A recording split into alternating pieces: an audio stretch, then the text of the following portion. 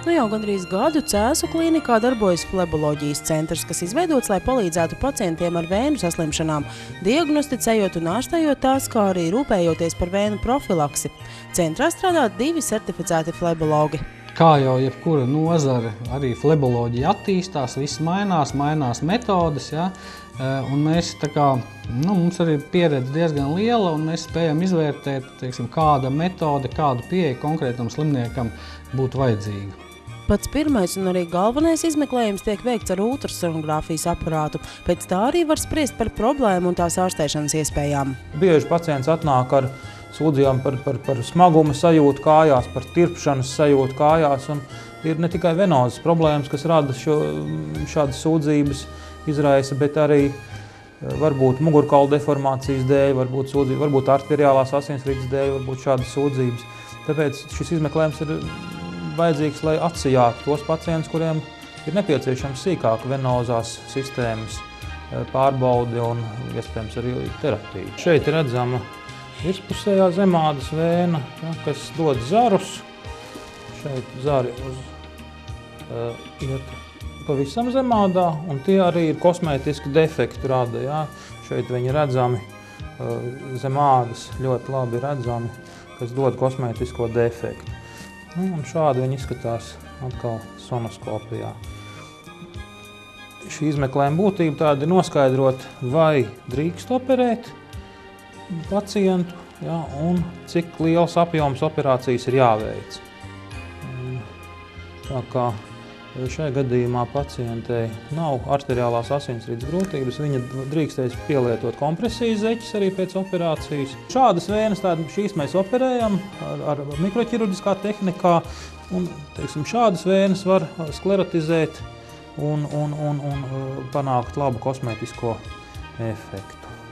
Tātad pēc vajadzības un arī pacienta iespējām virspusējo vēnu ārstēšanai tiek pielietota gan kompresijas metode, gan operācijas. Šobrīd zelta standarts ir miniflebektomija pēc varadē. Ja? Tas ir vēnu zari tiek izlasīti no zemādas ar mazu dūrienu, ļoti mazu iegriezienu palīdzību, pēc kā praktiski nepaliek rētas.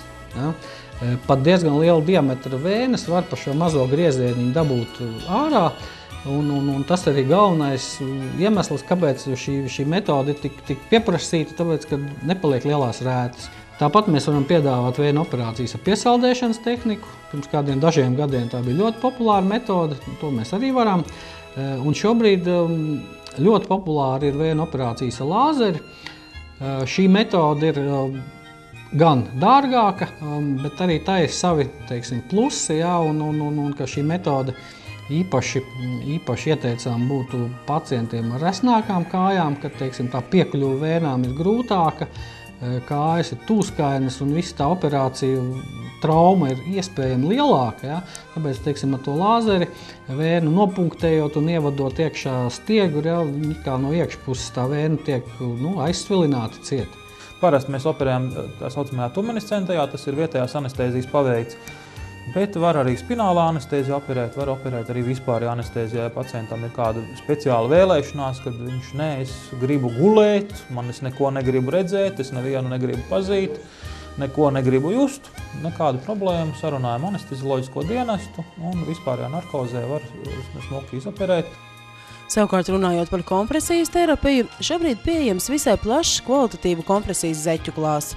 Tās iedala vairākās klasēs atkarībā no tā, cik stipri zeķis saspiež kāju, un zeķis pacientam izraksta atbilstoši viņa kājas izmēram. Pie sākotnējām vēnu izmaiņām bieži vien pietiek ar profilaktisko zeķi, tā ir pirmā kompresijas pakāpe, kas ir domāta priekš tam, lai tās nedaudz atvieglotu vēnu darbu. Saspiežot kāju, vēnas sieniņas arī tiek saspiestas, vēna samazinās apmēros, līdz ar to venozā plūsma uzlabojās. Pieredze rāda, ka kādu laiku lietojot kompresijas zeķes un veicot atkārtot sonogrāfisku izmeklējumu, ir acīm redzams, ka vēna ir kļuvusi ar mazākā apmērā, mazāks vēnas diametrs un bieži vien arī samazinājusies atpakaļplūsma, jeb refluks. Tiesa, zeķes nevar aizstāt operāciju, ja tāda nepieciešama. Tās vien uz laiku var atvieglot pacienta stāvokli. Tāpat kompresijas zeķes mēs iesakām valkāt apmēram 2 mēnešus pēc operācijas. Tas ir, lai atvieglotu atveseļošanās procesu pēc operācijas, jo vēnu operācija, jebkurā gadījumā, tomēr ir asinsvadu operācija, kaut kāds zilums vienmēr būs, un lai to visu ātrāk likvidētu, tāpēc ir kompresijas zeķis. Flebiologi atgādina, pat ja vēnas izoperētas, tas nenozīmē, ka problēma atrisināt uz visiem laikiem. Ja cilvēkam ir tendence uz vēnu saslimšanām, kājas ik pa laikam vajadzētu atrādīt speciālistam. Cēsu klīnikas flebioloģijas centru meklējiet Slimnīcas ielā 9, 1. stāvā. Tam ir filiāle arī Limbažos.